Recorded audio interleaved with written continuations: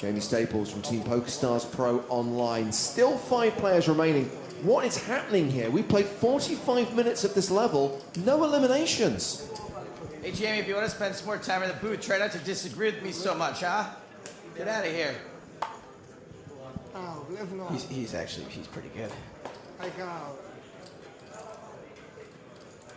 So you bluff. Brian Kaufman playing passive when he's got it, aggressive when he doesn't, and it's working out every time for him. Very curious play at this 5-handed final table. Yes, that's right, still 5-handed. Only 1 elimination so far. Usman Siddiqui went out in 6th place during the first session of the day. Everyone pretty evenly matched in chips. No one taking any big risks, no one making any bold moves, apart from Kaufman on that last hand. Well, here Petkov is open in first position. He's raised to 625,000 with ace-deuce of clubs. Sorensen's got a pair of 7s, and now we can welcome back to the booth Daniel Negreanu from Team PokerStars Pro. Daniel, you've had a chance to see some of the action over the course of the last 45 minutes? Absolutely amazing that we're still 5-handed at this stage of the tournament with the stack sizes the way that they are. Pretty remarkable and unusual, to say the least. James, if this goes another level, and then there's another hand dealt out with like 4 pocket pairs, we could see a Canada Cup style ending to this tournament. A 4-way all-in? Yeah. Well, we talked earlier on about the fact that it's unusual to see deal negotiations 5-way at a main event final table, but if we get to a situation where like everyone's sitting there with 20 bigs, they may well start looking at the numbers. Daniel, I know you don't do deals. Would you, if you got to a situation where everyone had 10 big blinds? Yeah, no, I personally wouldn't make a deal, and I think that actually would favor me because I would be playing a little bit more freely in terms of not caring about laddering.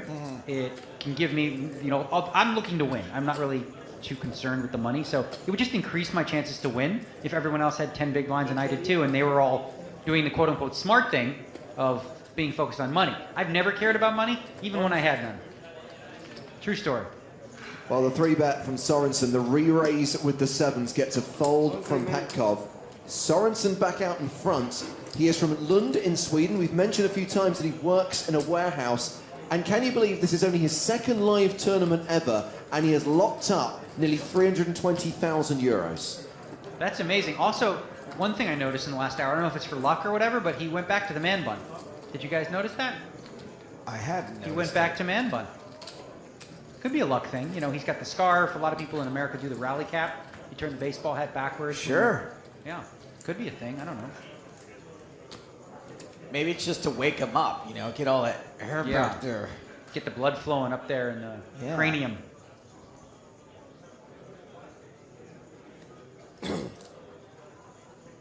So action on Andre Akari. Starts the hand with 25 big blinds. He's going to raise to 650,000.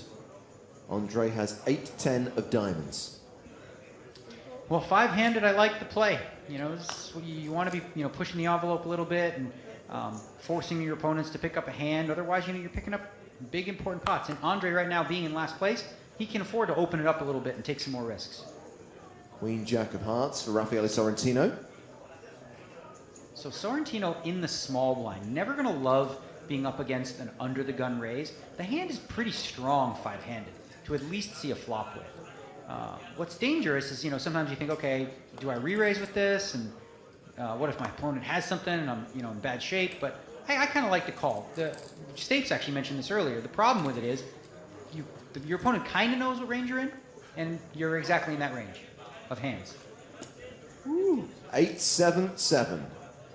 So another good flop for Andre Akari. Sorrentino completely whiffs. No heart, no jack, no queen, no straight draw. If Andre bets this flop, I don't see Sorrentino continuing. It was checked. Andre checked. That's a little bit surprising. Now, all of a sudden, Sorrentino's picked up an inside straight draw. He can get you 10. As for Andre, wow, that's a good card for him as well because he's got a 4-card straight, flush, and the pair of 8s. So he's got the best hand with a straight flush draw. What's not to like? He is a 9-1 favorite to win this pot. So with the action going check, check on the flop, Sorrentino is going to lead the turn. So I like this lead a lot from Sorrentino because when he calls from the small blind, some of the hand combos looks like 9-10 suited, 10-jack suited, 8-9 suited, a lot of those types of hands that look like they hit that board. So 325,000 and a quick call from Andre. Yeah, well, Andre's not going anywhere with the hand that he has right here. Wow. 9 on the river. So that's not a great card for Andre right now. I mean, Sorrentino was kind of repping like a 9 or 10 jack. If he bets here, Andre's in a tough spot. And Sorrentino knows now he cannot win unless he bluffs this pot. Question is, will it work? At the worst, you feel like you got the whole world on the turn. And in the river, you're like, oh, my hand's not that good anymore. Well, it looks like Sorrentino's definitely thinking about going heavy. He's betting 1.1 million, it looks like. Correct. Well, we've already seen Andre make one big laydown. We saw him fold the best hand to Brian Kaufman. Is he going to find a call here? Well, Andre's got to go through all the possibilities, right? So he doesn't beat 10 jack. Well, he's got a 10 in his hand. It makes it a little less likely. He doesn't beat 9-10. Well, the 10 also blocks that as well. The flush got there though, so any 2 spades. It's, you know, Andre really only beats a bluff right now, Yeah, and he knows that. Brutal. All I would say is that from Andre's perspective, Sorrentino is a player who's more likely to bluff river than a player like Brian Kaufman. Sure, Yeah. it's just difficult to find hands other than Queen Jack suited and King Jack suited and things like that that are not spades. It's hard to find a lot of hands that Sorrentino has as a bluff. What a call here from Andre. Andre finds the hero call. Wow, nice. And steadies the ship, wins a big pot. I'll tell you what. So everyone's going to look at Sorrentino and think, oh, he bluffed his chips off. I like the play. I think Sorrentino made a really good bet here. Sometimes you can't be results-oriented. You got to go for it. Sorrentino did that, represented the hand, and Andre made a really good call. You just have to take your hat off to him. Nice bluff call, Andre Akari, back up to 32 big blinds. Sorrentino down to 20 big blinds. Yeah, one of the tricky things about playing out of position, you know, you put yourself in tough spots, but I like the way Sorrentino played it, gotta say. Daniel, at this point, with 43 big blinds being the biggest stack, 21 being the smallest, what can you do? Like, is there any maneuverability? Is there any... Well, we just saw some, right? There's definitely maneuverability. There's, It didn't work. Well, I mean, there was some play. You can definitely certainly continue to defend your big blind and play some flops. You know, it doesn't have to be raise all in, raise all in. There's still only one player under 30 big blinds right now, right? Which is Sorrentino at the moment. Well, this is hand 43 of the final table. Sorensen with ace-jack raises under the gun to 650,000. Rounds the blinds, watches our Petkov in the small blind with king deuce, folds. Bye-bye. Andre Akari in the big blind has ace king. So this is going to be interesting here. Andre could, well, he's certainly not folding. He's just going to call? No, he's just calling. Okay. I think I would have re-raised here. He's flopped 2 pair with ace king twice so far today. Well, he's just been outflopped by Sorensen. This is trouble for Andre because he does have the 2 overcards. He can catch a 10 for a straight. So he's probably going to at least have to continue to the turn. The question is, does Sorensen bet on the flop or wait, you know, with his middle pair?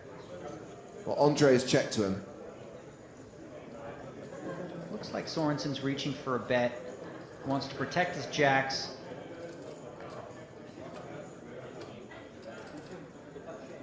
You got to imagine Andre at least calling here on the flop. What? 775,000 is the size of Sorensen's continuation bet. And Andre Akari will call that bet, this hand going to the turn. We have a pot of 3.25 million, and there's the 10. Didn't you feel it? It's like you could feel the 10. So that's a great card, of course, for Andre. He has what's known as the nuts. Andre's got the nuts. Sorensen probably won't hate the 10 too much. No, So he'll hate the 10. You think so? Oh, he'll absolutely hate the 10. That's a really bad card for Sorensen's hand. So just to clarify the percentages, Sorensen cannot win the pot outright. Akari is a 95% favourite to win it all. There is a 5% chance that they split the pot were a king to come on the river.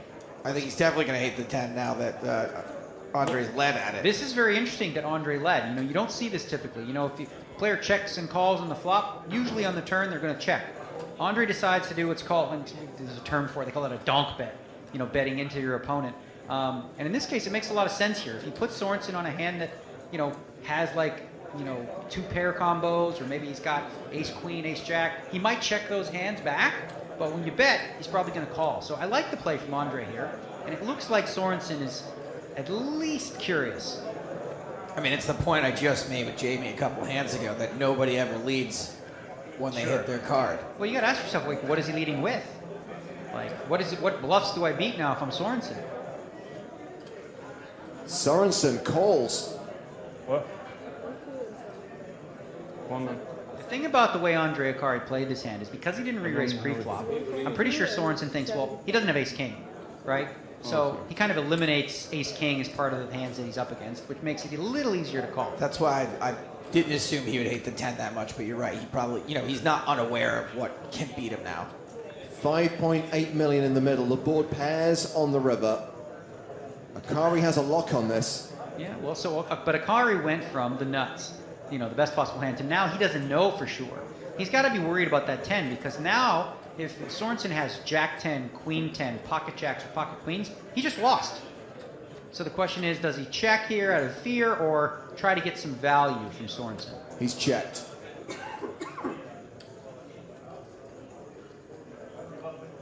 Now Sorensen has a hand, jacks and tens. He's got a piece of this, but again, there's a lot for him to be worried about. Is there any point in him betting here, Daniel, or should he just check it back and see if his hand is good? Well, the only logic behind him betting right now is this. He knows, let's say, for example, Andre doesn't have a full house. He doesn't think he has a straight, so maybe he thinks he's got a queen, right? He can't beat a queen. So he may decide, you know what, I'll bet my jack and try to bluff him off a queen. There's one better hand he can get to fold. Instead, he checks it back, tries to take the value of his jack, but it's no good. Andre has Broadway, the straight 10 to ace, and Andre Akari wins another huge pot to retake the chip lead at this final table. That was like 2 hands ago or so. Andre was in line. It's just amazing how quickly the tide turns here. You win a pot, you're chip leader. It would be an interesting graph to see.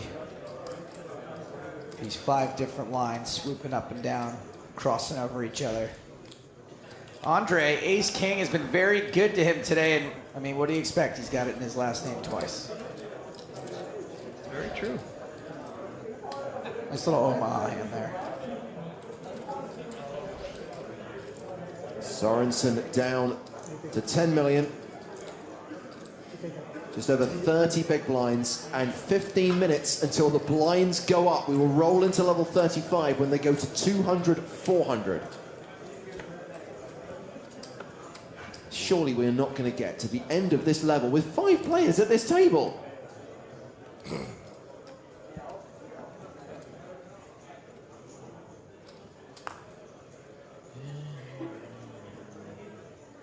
Queen 10 of clubs for Brian Kaufman.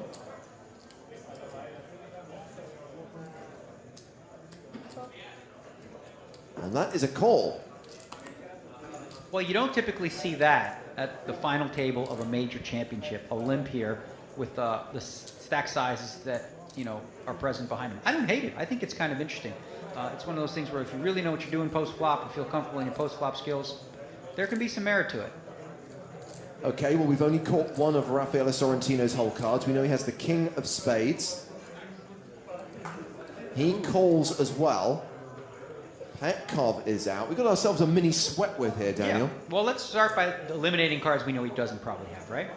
He probably doesn't have an ace, or probably doesn't have a king. Doesn't look like he has a queen, because there's 2 queens gone. So it's looking like Sorrentino has king jack or king 9 suited or something like that. Sorensen with a pair in the big blind, pocket sixes. There's no point to get going nuts here, right, with your 6s, Daniel? Well, I mean, it's not a terrible spot to just say all in. If you don't, basically, now's when you want to use your reading skills and say, okay, did that guy who limped under the gun, Kaufman, is he limping with a really strong hand? And if you know he's not, you can do this with any 2 cards and just go boom, take what's there.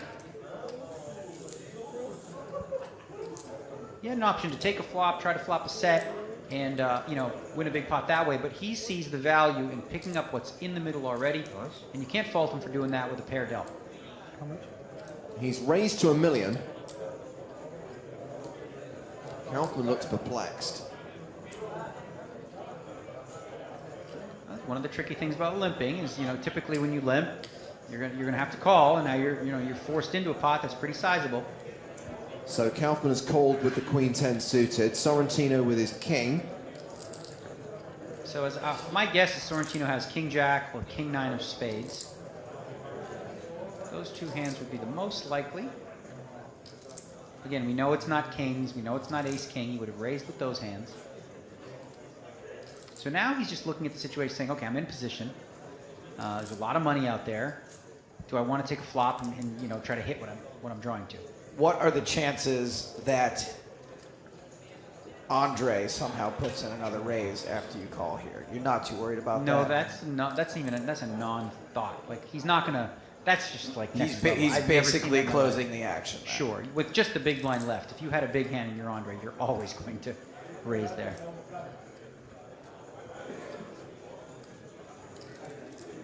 Yeah, I think Sorrentino has King 9 of spades and is just concerned about, you know, hitting a flop that might cost him his entire tournament. Well, Sorrentino has called. Andre Akari decided to fold the Queen 5. So 3 players going to the flop. $3.5 million in the middle. That flop is Jack 4 deuce. One of the hands we thought was possible for Sorrentino was King Jack. It's still a possibility. Sorensen, who raised it pre-flop, has decided to check. Kaufman has a couple of backdoor draws. Running cards could see him improve to a straight or a flush. But right now he's just got Queen high. Yeah, if I'm Sorensen there and I raise before the flop with the 6s, I look at that flop and I think it's a pretty good flop. 2 cards lower than a 6. I'm probably going to bet here. And, you know, I mean, they don't know that I don't have aces or kings. Probably not going to raise me. And I'll find out a little bit more information about what my opponents have. That's Kaufman firing. Getting funky with his chicken. Sorrentino is folded. So now if you're Sorensen, you just put yourself in a bad spot. Yeah, I would much rather be the aggressor here. I think if you're Sorensen, you want to bet, especially with 2 players behind you. You don't really want any card to come off because if it's higher than a 6, you know, it could have hit your opponents and you're not going to know for sure. So, you know, this would be like a really weakly played post-flop hand to raise pre with the 6s in a spot where you're probably getting called a couple spots. If you were going to play it like this and check fold, you should have just checked before the flop because he wasn't going to get everyone to fold before the flop. Not with that sizing of just $1 million. This is just, I think he's going to throw it away, and I don't think this is a well-played hand from Sorensen. But kudos to Kaufman here for recognizing that he could represent that jack, and he's doing so. He also looks at, you know, I've got 10 jack queen of clubs. A lot of fun stuff could happen on the turn for me. Again, though, I think if anyone's been paying attention to the way that Kaufman plays, I don't think he would have actually bet a jack here. See, this is not good. Really not good. Okay, I mean, we're not supposed to be too critical, right? Sorensen, if you're going to raise pre-flop an amount that's probably going to get called in 2 spots, it becomes Jack Deuce 4. You must c-bet this flop and take the initiative. Otherwise, just take the free flop. Don't raise before the flop at all. Kaufman, chip leader once again with close to 14 million. This is a good opportunity to remind everyone of the competition we are running here on PokerStars TV. Your chance to win a W-Coupe satellite ticket by playing Real Money Poker on Stars. Basically, fire up a cash game, a Zoom game, or a spin and go. We want you to win a hand with these specific hole cards. Queen of spades, queen of diamonds. Queen of spades, queen of diamonds. And then we want you to send us evidence that you have done that. Send us a boom link or a screenshot with the hand ID and the hashtag PSCWin. Do it before midnight tonight, and we'll put you into the draw. 5 winners will be drawn at random, and we'll get $55 WCOOP satellite tickets. All of our winners from across the last 5 days will go into a draw next week to win a PokerStars Championship Prague national event package worth €2,500. And we'll announce the winner of that package on the next episode of the Poker in the Ears podcast. Back to the action where there's been folds all around the table to Sorensen in the small blind, and he's now raised to 825,000 with 10-9.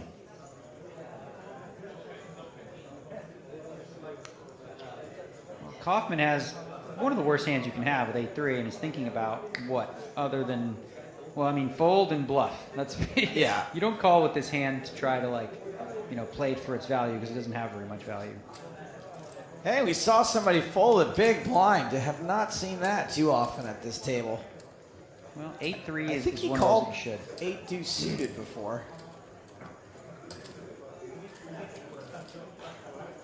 Squish the fish. The dolphin scarf continues raking in chips.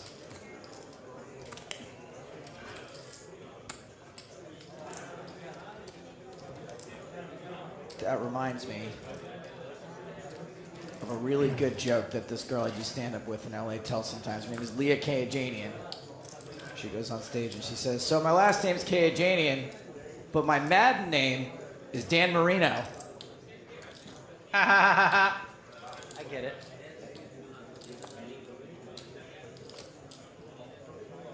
I understand the joke. Petkov with ace-10 here.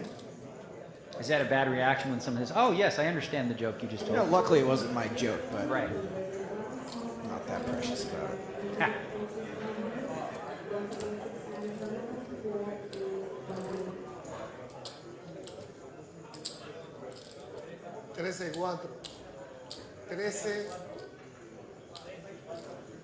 So Petkov has raised. Andre Akari has king-3 of hearts. And he has decided to re-raise.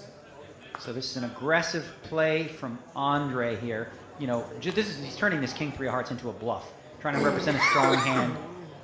Hopefully taking advantage of Petkov. Maybe he's got a read that Petkov isn't that strong. And if you're Petkov sitting there with ace-10 and you've just been re-raised, your first instinct should be to just like get away, fold. Now, if you're playing at a high level, maybe you think, you know what though? I think Andre's messing around with me.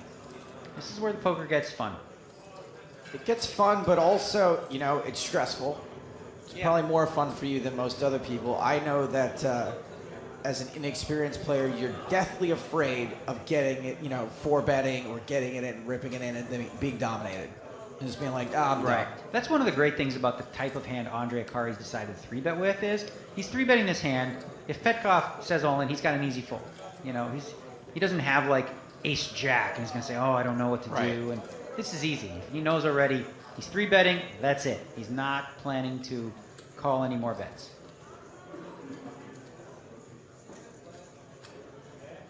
If you're Petkov here, this hand doesn't play all that well post, so it's got to be a fold or a raise, and he takes the safe play and fold. So a good play from Akari to chip up and actually chip all the way up to the chip lead.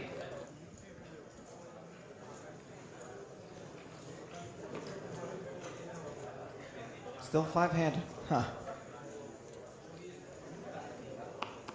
James, what is the average stack going to be in 3.5 minutes when the blinds go up? Well, Sorry to put you on the spot. I'm going to get Daniel to do the math because it's not my expertise. So the average stack with 5 players remaining is 10 million. The blinds are going to 200, 400. Cool. Oh, am I supposed to do the math? My brain is not in math mode right now. Do you want me to get the calculator out? Oh, hold on a second. Sorrentino's all in. Andre Akari opened from under the gun with ace-3. Sorrentino. Shortest stack. Ships it for about 15 big blinds.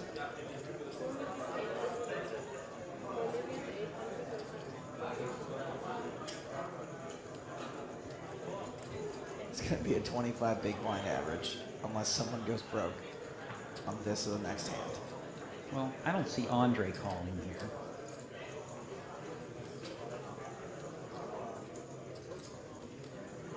You know, for Sorrentino to move all in from the small blind, you've got to put him on a strong range of hands. Either an ace with a good kicker, or a pocket pair. Against both those range of hands, you're an underdog. The only possible hand he could have where you're okay is if he had king queen exactly.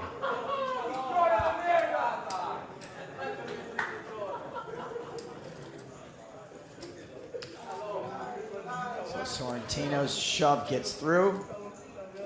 He's still hovering around the 20 big blind mark, right? I mean, he added 33% to his stack, though, from, just picking up that pot. That's how shallow we are right now. That's how big the blinds and antes are. Yeah, Sorrentino with 20 big blinds, Petkov with around 25, Sorensen on 30, and then Akari and Kaufman pretty much tied with 45 big blinds each. 2 minutes until those blinds go up. I would also like to address that if you're a new viewer, if you haven't watched one of these tournaments before, this is rare. This does not happen in our events. Like sometimes we'll be like a 40 big blind average for maybe a level till some people get knocked out. Crazy. For it to be this shallow. And that's just the nature of how this tournament has been played. It took a long time yesterday to get down from 16 to 6. We had to lose 10 players. It took 12 and a half hours for that to happen. And the blinds have caught up. As Daniel likes to say, this tournament is shallower than Vern Troyer's swimming pool. Well, we've seen a limp here from Sorensen under the gun with ace-4. Andre Akari has the same hand. They both think it's aces. And an ace on the flop.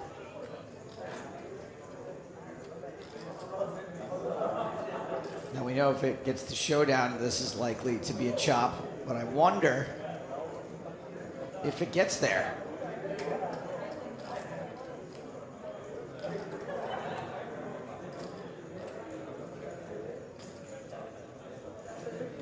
Like the kind of bet a man with a man bun would make. 750,000 into $1 million. And Andre is calling. Turn card is the 7 of clubs, and you can see from the percentages, no one can now win this pot outright. Assuming it goes to showdown, they will split it 50-50. Check, check. River card is a 6. Both with 2 pairs, aces and 6, with an 8 kicker. At this point, they're both pretty confident that someone probably doesn't have better than an 8 kicker if they also have an ace.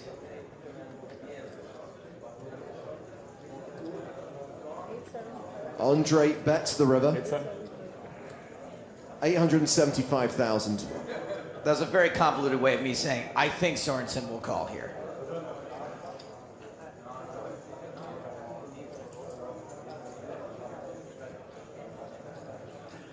Flush draw did come in.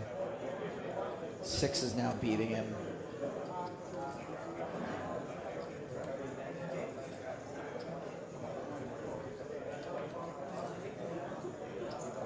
This is really great for Andre if he can manage to win the pots he's supposed to be chopping.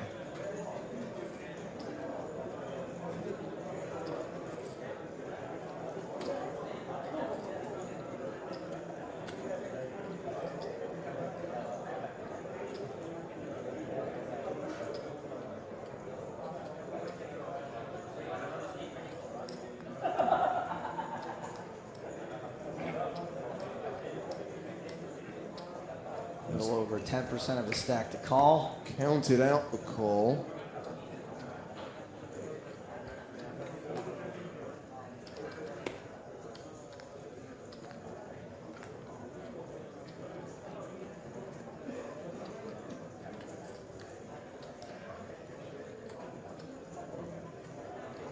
Wow, could Andre really get him to fold? Could Andre really take him off a chop? I think every decision is just worth so much real money. And obviously this is a pretty scary board. Well, clock has officially ticked into level 35. The next hand will be the first hand at 200,000, 400,000 with a 50K ante. All in.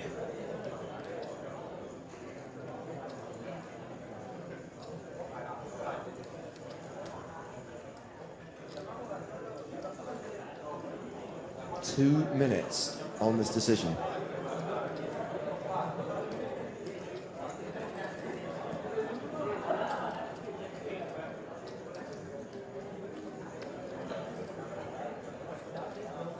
This is just such a side call, I think, most of the time, but with everyone being so short. Every pot, hugely important. There it is. He makes the call. And for those of you who are new to PokerStars TV, there's something we like to sing in situations like this. It's a chop pot. And you know what they say? Everyone loves a chop pot. And we thank you for joining us this one time on PokerStars.tv. Sorry we ruined it. Let's go break.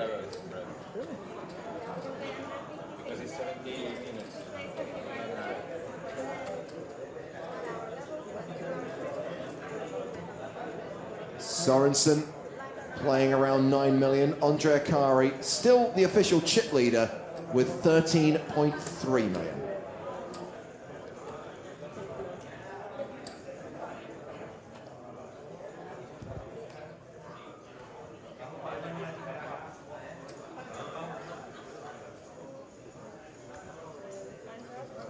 So just to reiterate, level 35 is underway. Blinds are 200,000, 400,000 with a 50,000 ante. Just to put things into perspective, the chip leader, the big stack at the table, has 33 big blinds. Second in chips at the table has 33 big blinds. And then we have a 23 big blind stack, a 20 big blind stack, and a 15 big blind stack. Very bizarre. So we've just kicked off hand number 49. Action has been folded to Raffaele Sorrentino, and he has raised it to 800,000. Petkov has folded. Action now on Andre Akari in the small blind.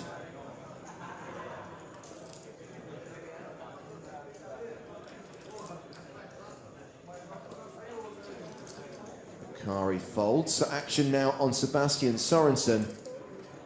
And looks like he's folded as well. Raise and take it for Sorrentino.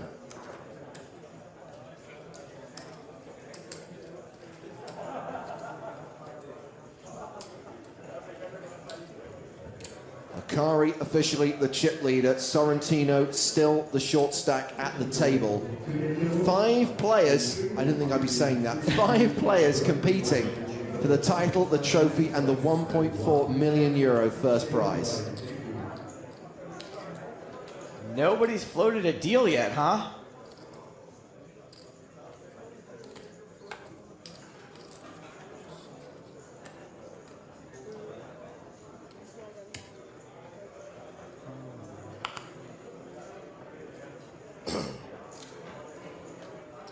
This is hand number 50 of the final table. Petkov with a couple of Lady Kings.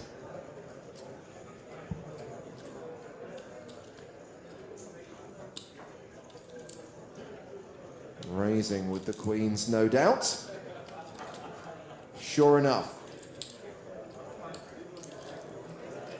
Got 3 players to get through with these stack sizes. Players are going to start ripping it in with weaker and weaker hands. Don't think we're at the King 5 rip it in stage yet. Now round to Brian Kaufman. Give it another level, though. In the big blind. Well, we know he's got a 6.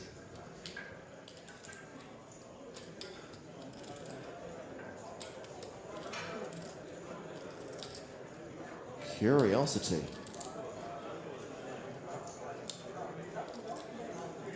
Let's get Daniel Negreanu's opinion on this one.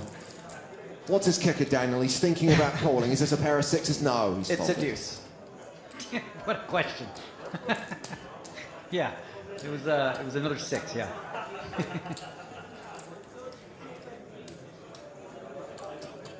Daniel had to bounce out for a second because I opened a soda near him. What'd you do, a light soda? Well, it's what they call diet soda here.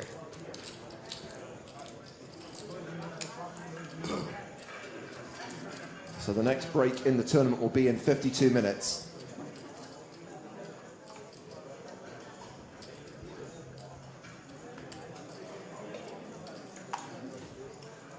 Can we make it to the next break without losing a player? That's the question. Yes, we can. I love it. I love it when stuff like this happens. Way out of the ordinary. Puts a whole new dynamic on things.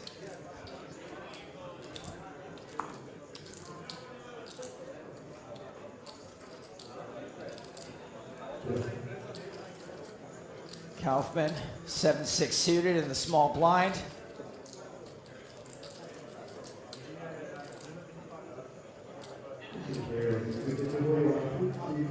It's like he's just limping in.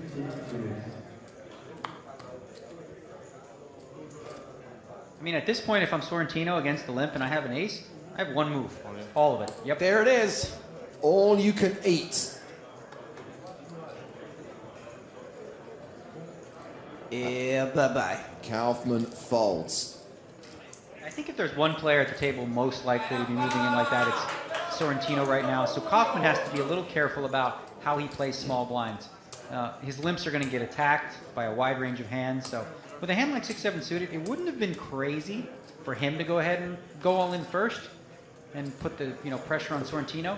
Sure, it's only 6-7 suited, but even if you're up against ace-king, you're still going to win 40-odd% of the time. Sorrentino being railed by Mustafa Canet. You see him there in the front row in the grey and white t-shirt. Canet, a very accomplished player with a lot of success in the high roller tournaments on the tour, and Canet did act at one stage as Sorrentino's coach and mentor. One of the newest, most successful members on the tour. That's true. Robert gets in touch on Twitter, #PokerStarsTV.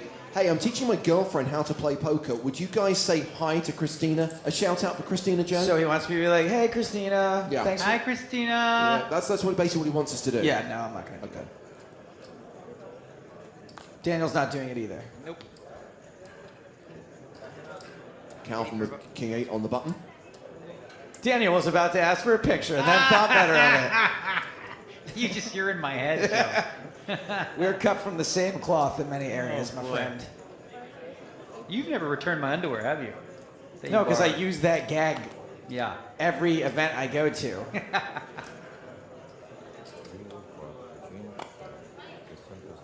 I'm just the soda drinking version of Daniel.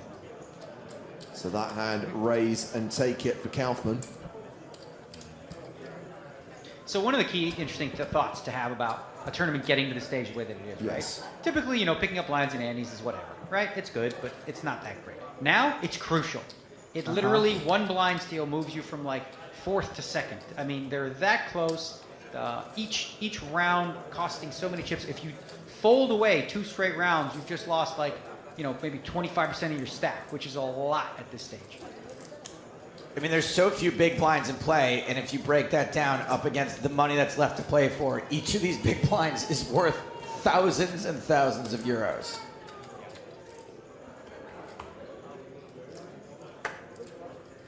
Just to remind you of the money jumps, with 5 players remaining, everyone has locked up 317,960 euros, but if you can survive to 4th place, you get paid more than 400,000, more than $500,000 for second, nearly 800K for the runner-up, and 1.4 million to the winner.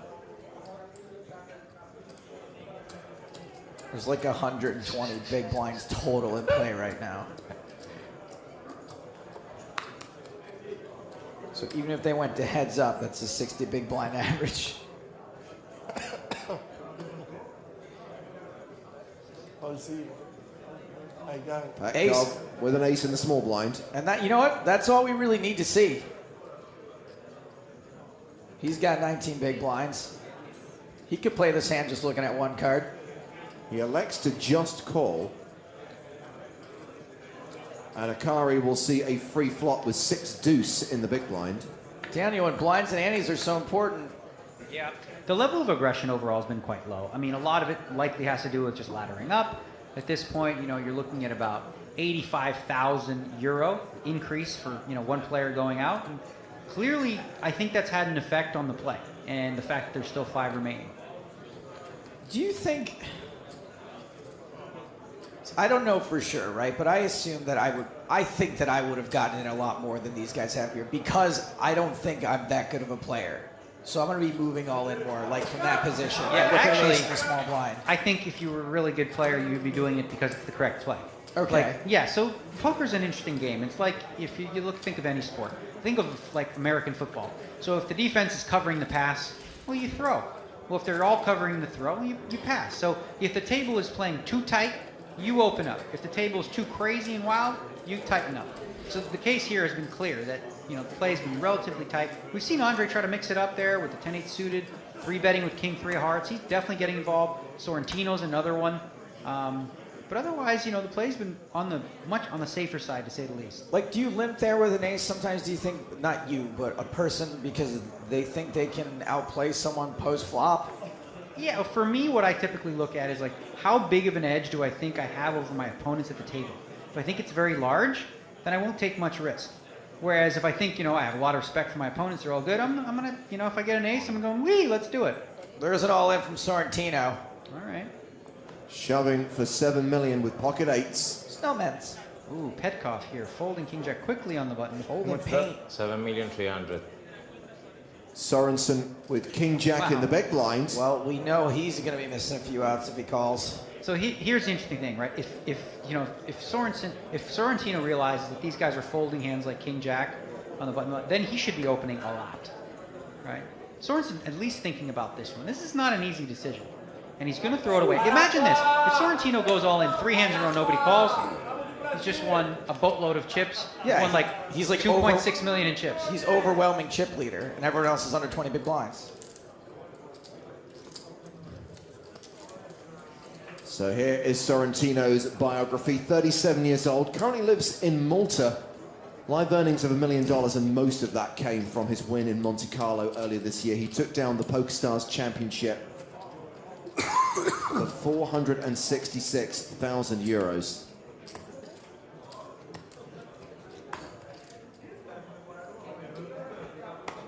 Hand 55, with 5 players. 45 minutes left on the level. So you wonder if you ran this, right, just for fun. If you took a robot, put him at this table and said, listen, go all in every single hand, blind, how would he do? He's probably going to do okay, considering the way the player's playing. Obviously, it's an extreme example, hypothetical. But aggression, I think, at this stage is going to really favor the bold.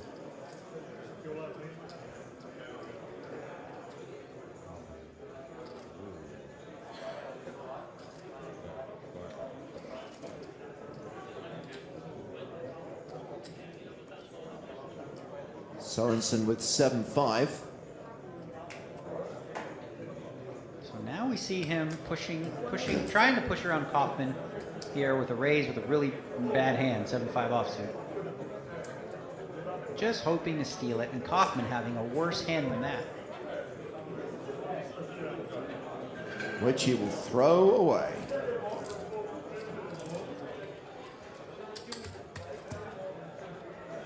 Deja ni uno, ¿eh? Deja ni uno.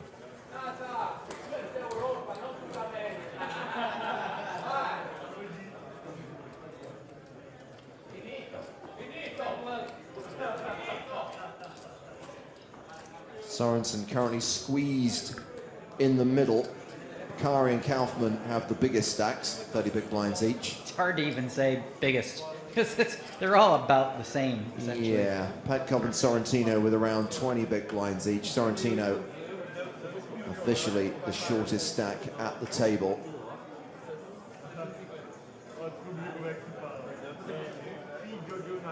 But as the blinds go up, Daniel, this can't continue. It forces the tournament towards a conclusion. Well, you would think so, but we would have thought so 2 hours ago that he Sure. was a player. The blinds are so high at this point. That Yes. It's, making it 255 obviously makes a difference, but not that much at this point. We're gonna have to see some fireworks and have some spread in terms of the chip counts. Eliminate a couple players. Kaufman with the ace-6 in the small blind. Well, Sorrentino has 18 big blinds, so all in is fine. Yeah. It's considered like mathematically correct to do this. Kaufman And shoves he's gonna it get called. all in to call, and Sorrentino does call, and he's in a great position here Ace Queen dominates Ace 6. That was pretty unlucky for Kaufman. Moving all in there is the right play. He's not going to get called by very many hands. Now he's in bad shape. As you see there, it says just 18% for him to win, 6% to split. A good opportunity for Sorrentino to double up. Sorrentino, a 3-1 favorite with 5 cards to come. Looking to keep that 2-time dream alive. Looking to win his 2nd main event title in just a few months.